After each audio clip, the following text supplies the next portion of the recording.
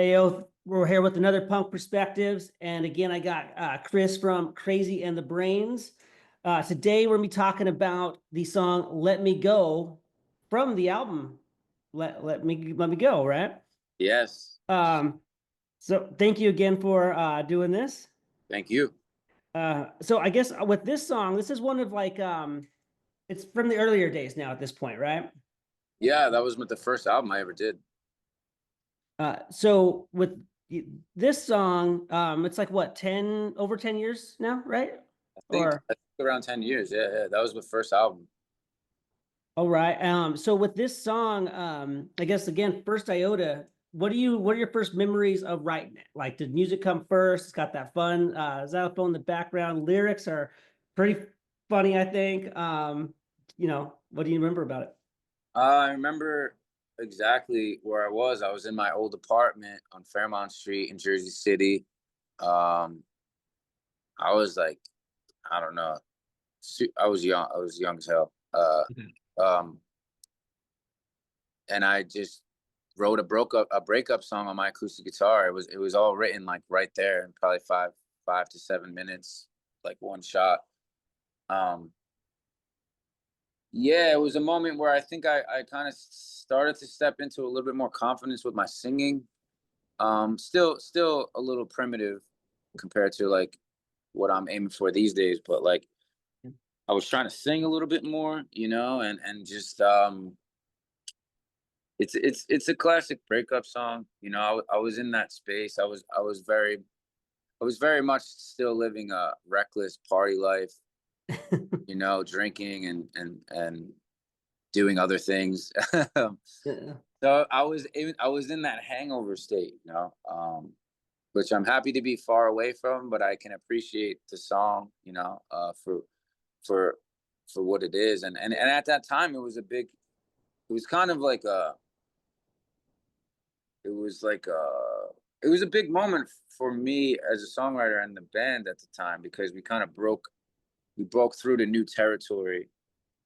The song became a big deal in our like local scene, and like it was like the song we closed all our sets with.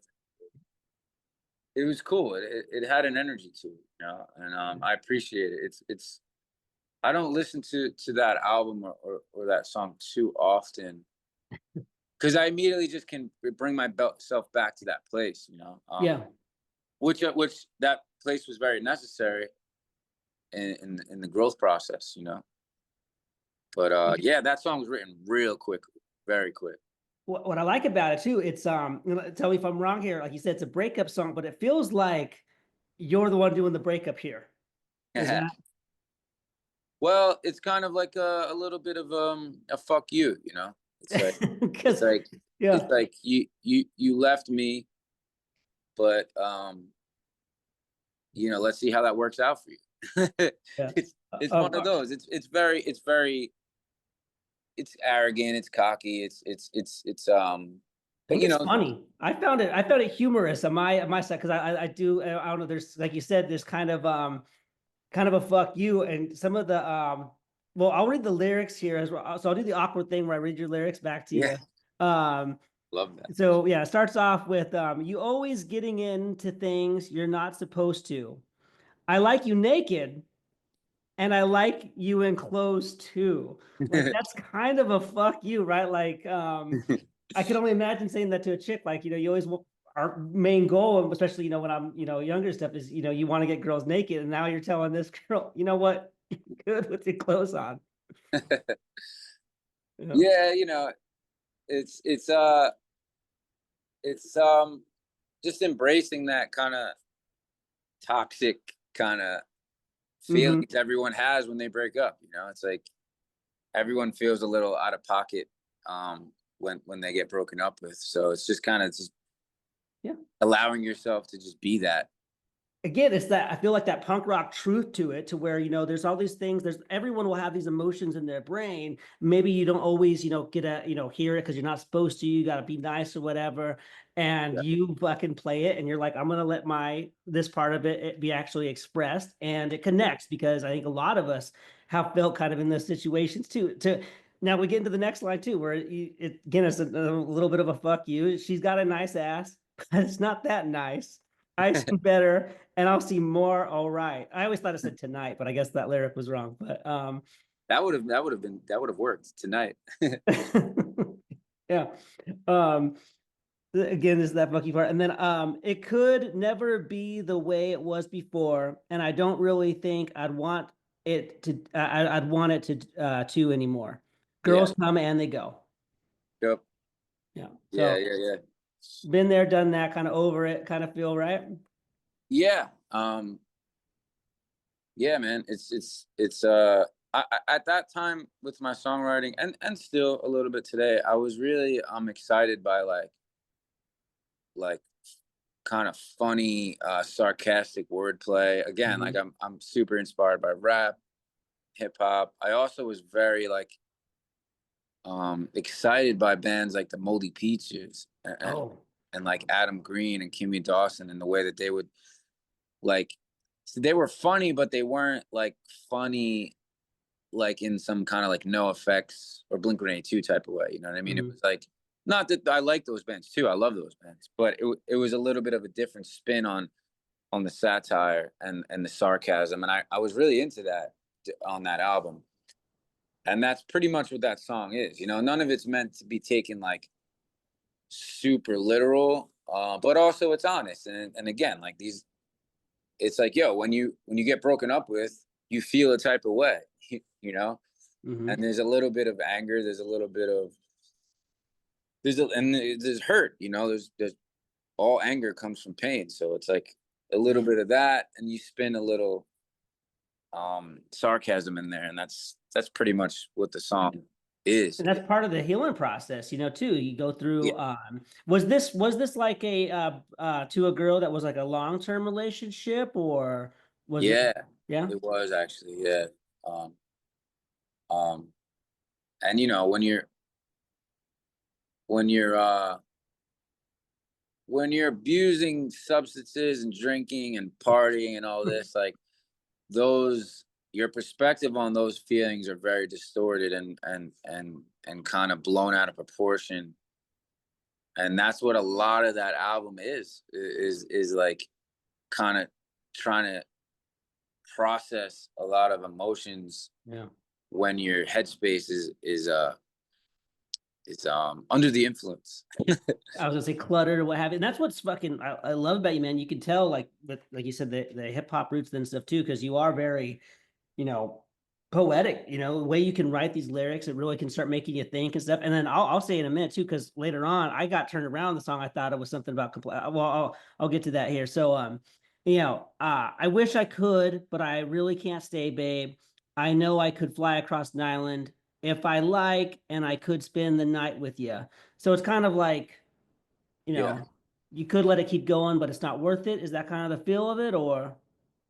yeah, you know, it's like realizing like, look, you know, at some point you got to make a decision like to walk away because the back and forth, the on and off Mhm. um romance usually doesn't work out well. There's more to lose than to gain, you know, but it's tempting, you know, and it's easy and it's comforting, but at some point someone's got to you know, take responsibility and be strong and find the courage to say, yo, it's time to walk away. And that could be with anything that is sexy, man. Like it's not just romance, it's not just relationships, it could be drugs, it could be alcohol, it could be Work. anything that is pulling at your attention and draining you of all your energy, you know. Mhm. Yeah. Fuck, toxic family members too, dude. Yeah, yeah. Yeah, yeah, Yeah. there's many types of love, you know. Yeah. And then so here's the part where I kind of got turned around. Well, you got these other ones, so it's like but I won't, and I really don't care if you're here or you're over there. And this last like couple lines of the song is where I thought maybe I was interpreting it wrong, because you say, Alyssa Milano, who's the boss? That's the hot chick from Charmed, right? Yeah, and she was in Who's the Boss, the TV show. Oh shit. That's why Who's the Boss? Okay, I see. I read it with so that's why I thought I'm like, oh, so he's just writing like about his, movie star crush. It's not about like a real breakup at all. I didn't know how to take it at that part. So what was the idea of putting her in there? She is hot. Like that was fun. Or did the chick that you were dating look like her, I guess? I don't know, man. Tell me. No, it's more like, so Alyssa Milano, Who's the Boss? Life's a bitch when you miss what you lost. Mm, The story kind of flips where it's like, okay, you broke up with me, but you're actually the one who's missing me now, and you're the one who's sort of regretting your choice or feeling a type of way that we're not together. So it's like, who's the boss? Who's the one with playing the better hand in this scenario. Sometimes it flips. I feel like that's happened so many times in my life. Where it's like one person dumps the other person, but then it flips around. It's like, oh my God, I want you back, blah blah blah. The chaos of toxic relationships. oh, yeah, and that back and forth, like you said, then you gotta stay strong and you do it. So I'm happy to know. So that was more of talking about the movie, Who's the Boss, versus the actual actress or anything. Yeah. Well, Alyssa Milano, it's like a segue into. It's kind of a thing that people would do in rap back in the day. It was like, I'm trying to think of an example, but Alyssa Milano, Who's the Boss? Alyssa Milano was in the TV show Who's the Boss, so it's sort of just like a launching pad to get me to that line. Got it. Yeah, yeah, and again, like at that time in my songwriting, super into storytelling. I would reference celebrities often. We had a song called Lindsay Lohan. I would talk about Winona Ryder, Bill Murray, and like these pop culture icons that like meant something to me. I would find a way to make them characters in my songs. I don't That's do it fucking much. dope. Yeah, it's fun. I mean, I don't do it as much now, not, but sometimes, I kind of get on a wave of like of a style of or an approach. I get on a wave for a while and then I bounce to something new. But that was definitely the wave at that moment. I was always name dropping celebrities, and that's one of those moments. Yeah, I love it, man. And that's what I liked about this song too. It was like such a I think great crazy in the brain song because you guys keep it fun. Every one of your songs are very fun too. Like we talked about with your live shows and shit. Like it looks like you're having a fun time. Your music's fun. You got the such a good time, man. Yes. Brought up earlier too. So when you were doing this band, were you mostly just in the Jersey area, East Coast? And I guess what was it like being a punk in that scene kind of like? Yeah. Well, that album came only a year or two after I had come out of. I was in like a pretty classic like Minor Threat meets the Damned style like punk band with my high school friends, Hmm.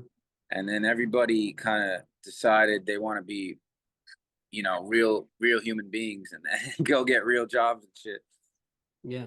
So me and the drummer of that band uh started this, and we didn't have any equipment or anything to really like continue on in the style of what we were doing. So it was acoustic. Everything was acoustic.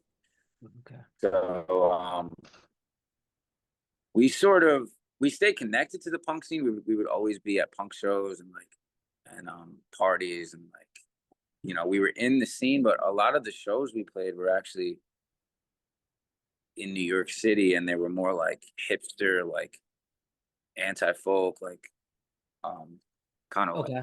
beat poetry type shit, because we didn't know that we were going to fit in the typical punk scene. But eventually we realized we did, and we kind of like made our way back around to the punk scene. But for a minute we kind of were doing something a little different, um just because sometimes like punk could be a little constricting.